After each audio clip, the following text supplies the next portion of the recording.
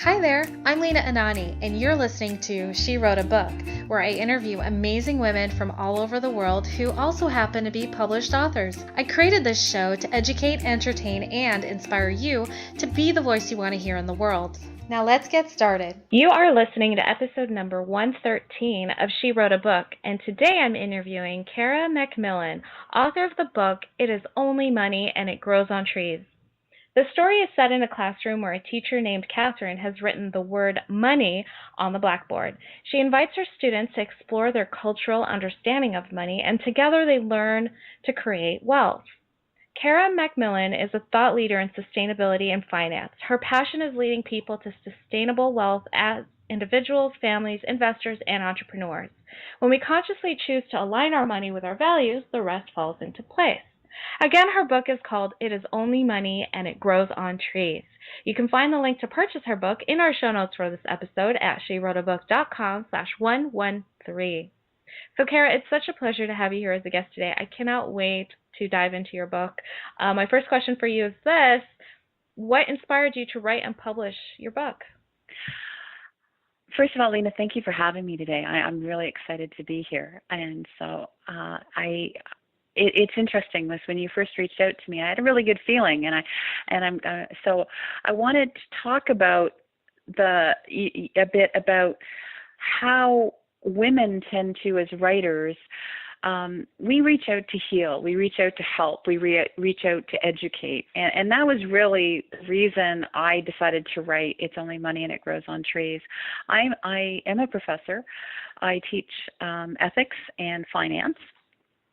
And one day, my beloved and I, we tend to volunteer, and I had been a little harsh in the classroom about people not getting their homework done on in the classroom the week before. And on this particular Sunday, we had volunteered at the food missions, and as we were helping people feed, a number of students came in, and they were the students who I had been a little bit difficult with.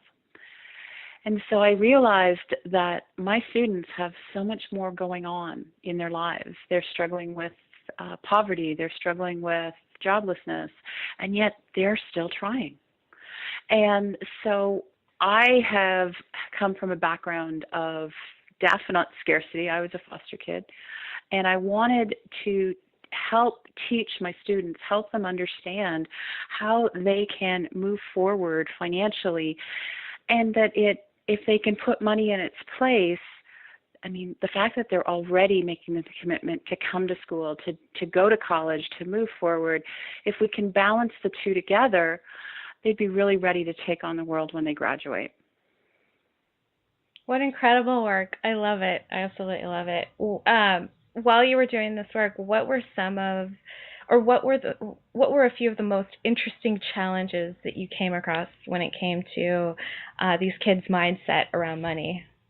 Well, one of the challenges that we face today is that money is a very intricate teaching, in the sense that it is what we're taught at home, what we're taught in school, what we're taught in social media.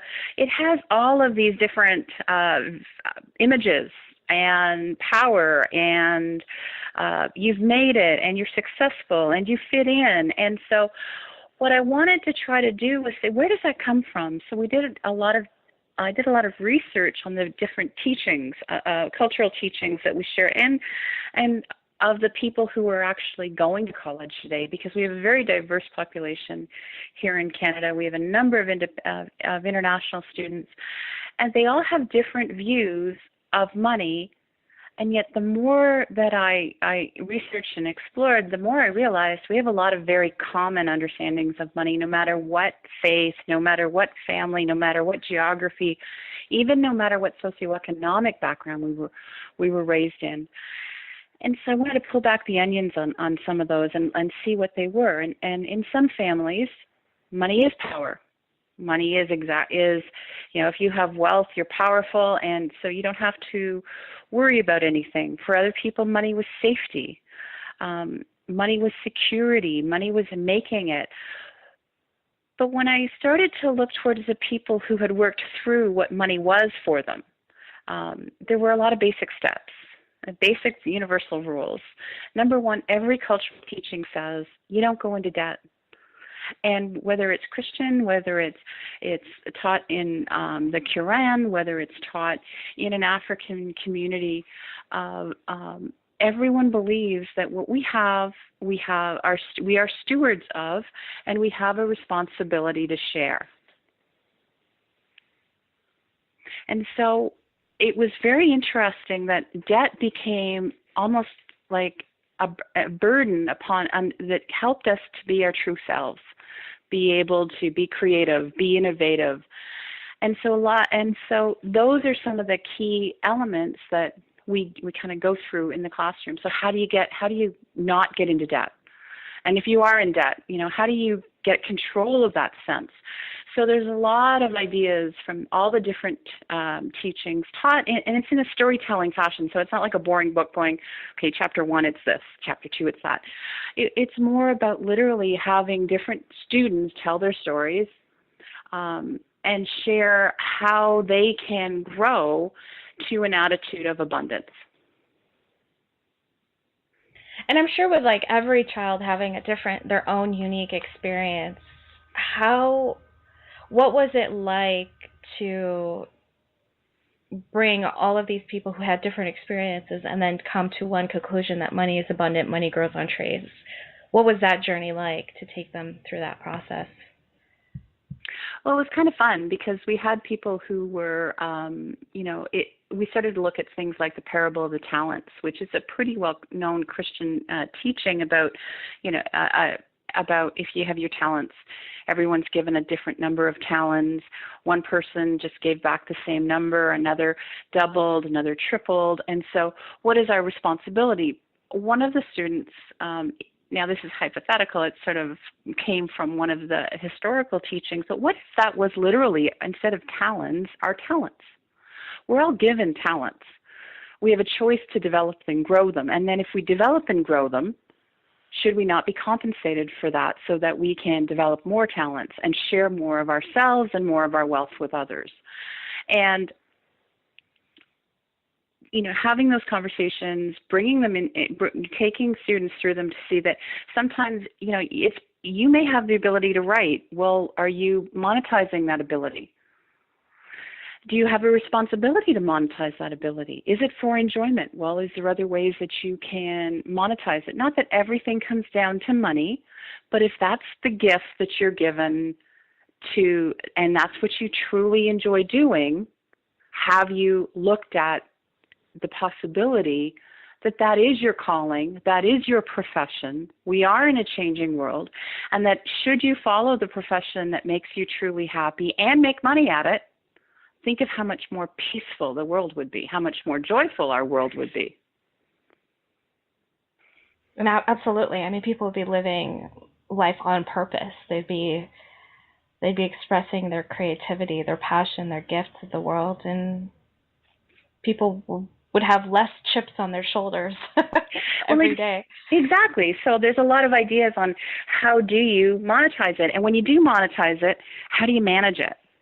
So, it's are we spending 100%? Should we be spending 50%? And different cultural teachings, and there's a section on that too. And it's how do you even do that? And then how do you make it fun to spend less? Because I think a lot of times, especially when we're all starting out, and it's interesting, it wasn't just kids who have, I've had people who, I wish that, they're influencers. I've had grandparents read the book and say, I now get it, which I was really humbled by because I didn't expect that.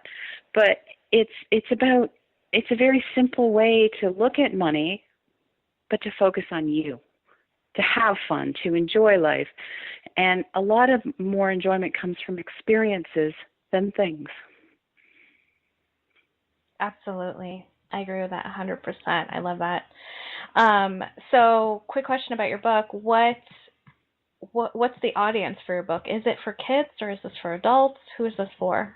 The target audience is well, it's sort of expanded, but it was for the millennials, my college students. But I've also found that has been handed to their influencers, their parents, their grandparents, who could say, you taught me this, you were wrong, read this. And so that a lot of it's becoming more intergenerational learning and growing, which is wonderful. There was one thing I wanted to jump in at, and it grows on trees. It talks a lot about how a lot of our choices have created the issues with climate change.